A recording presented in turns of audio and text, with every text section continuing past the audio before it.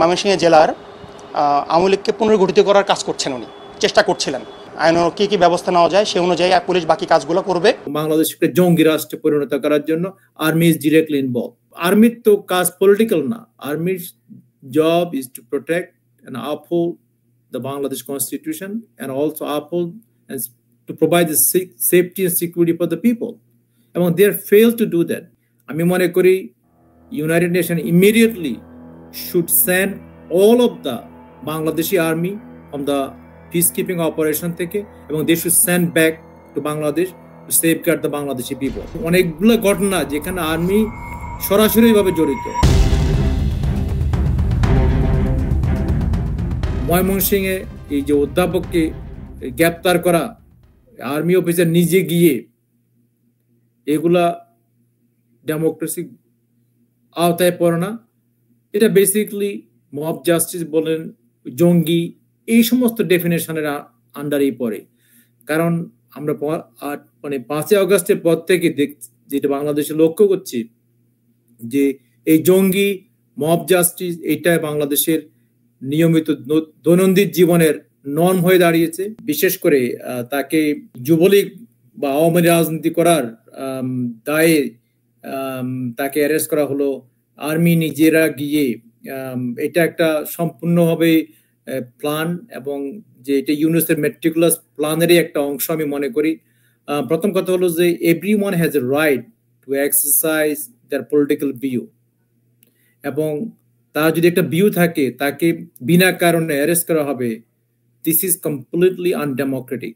এবং সবচেয়ে দুঃখজনক হলো যে আর্মি অফিসার যিনি জেম জায়েদ নামে, যিনি পিজিআরে ছিলেন, তাকে he was let go at one time, তাকে আবার রিহ্যাবিলিট করে, এবং তাকে তার উদ্দেশ্য যেটা যারা আওয়ামী লীগকে বিশ্বাস করে, যারা আওয়ামী লীগ রাজনীতিকে বিশ্বাস করে, যারা স্বাধীনতাকে বিশ্বাস করে, তাদেরকে সম্পূর্ণভাবে বিনাশ করায় তার এজেন্ডা হয়ে দাঁড়িয়েছে। সো দ্য আন্ডারলাইং ইস্যু হলো যে is not about Awami League, is not about Awami League নেতা। জুলাই অগাস্টের তারা যে সো কল বিপ্লবের কথা বলেন, আর্মি ওয়াজ ডিরেক্টলি ইনভলভ, এবং army is part of the এই যে প্রফেসর মোহাম্মদ ইউনুসের মেটিকুলাস প্ল্যানের একটা অংশ। তারা basically this are the same group of army, they completely politicise. তারা বাংলাদেশের স্বাধীনতার ইতিহাসকে ধ্বংস করতে চায়, এবং স্বাধীনতার ইতিহাসকে ধ্বংস করতে হলে অবভিয়াসলি আওয়ামী লীগকে ধ্বংস করতে হবে। এটাই তাদের মূল উদ্দেশ্য, এবং বাংলাদেশকে জঙ্গি রাষ্ট্রে পরিণত করার জন্য আর্মি ইজ ডিরেক্টলি ইনভলভ। তবে সবচেয়ে দুঃখজনক হলো যে ইউনাইটেড নেশন, আমি জানি না কেন এখনো পর্যন্ত এই আর্মি বাহিনীকে বিশ্বের পিস কিপিং মিশনে এখনো রেখেছে। আমি মনে করি United Nation immediately should send all of the Bangladeshi army from the peace keeping operation থেকে, এবং they should send back to Bangladesh to safeguard the Bangladeshi people.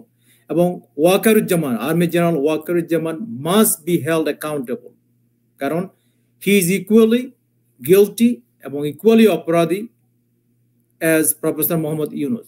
কারণ তারা এই জুলাই অগাস্ট বিপ্লবের নামে বাংলাদেশকে আজকে একটা জঙ্গি রাষ্ট্রে পরিণত করেছে, এবং সারা দেশে একটা তাণ্ডব লীলা চালাচ্ছে তারা। আজকে বাংলাদেশের ডেমোক্রেসি দূরের কথা, বেসিক হিউম্যান রাইটস পর্যন্ত আজকে নেই। আর্মির মানে অনেকগুলো ঘটনা যেখানে আর্মি সরাসরিভাবে জড়িত। আমি মনে করি Wakeruzzaman still have a time to take action, যেটা ময়মনসিংহে ঘটলো, যে বিশেষ করে যে জাসের যে ঘটনাটা ঘটলো। প্রথম কথা হলো যে army general should immediately fire him. He has no right to being in the army. He violated every single basic law that should uphold the army, এবং তাকে ইমিডিয়েটলি ফায়ার করা উচিত। এবং সেকেন্ডলি তার যথাযোগ্য মানে বিচার হওয়া দরকার। যদি আর্মি জেনারেল না করে থাকেন, আমি মনে করি Wakeruzzaman does not deserve two B the chief of the army, এবং he must be also held accountable and bring it to the justice. আমরা উইল ইনফর্ম জাতিসংঘকে, কারণ ওয়াকারুজ্জামান দেশে যা করছে, কারণ he is the head of the army.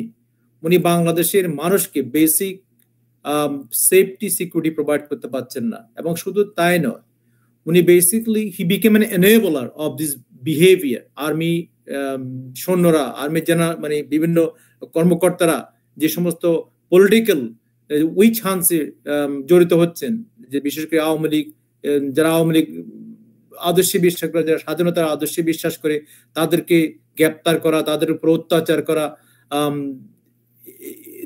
আর্মির তো কাজ পলিটিক্যাল না। আর্মির job is to protect and uphold the Bangladesh Constitution, and also uphold and to provide the safety and security for the people.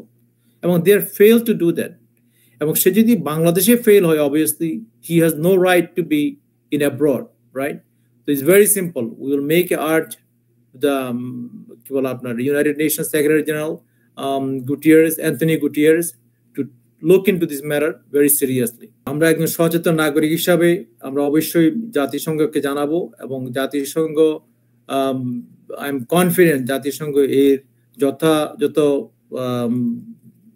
আপনার ব্যবস্থা নেবেন। কারণ Wakeruzzaman, at the end of the day, Army General Wakaruজ্জামান is responsible what happened in Mymensingh, এবং ফুল responsibility যেটা জাহেদ যে কাজটা করেছেন, army general ওনাকে এই রেসপন্সিবিলিটি তাকে নিতে হবে।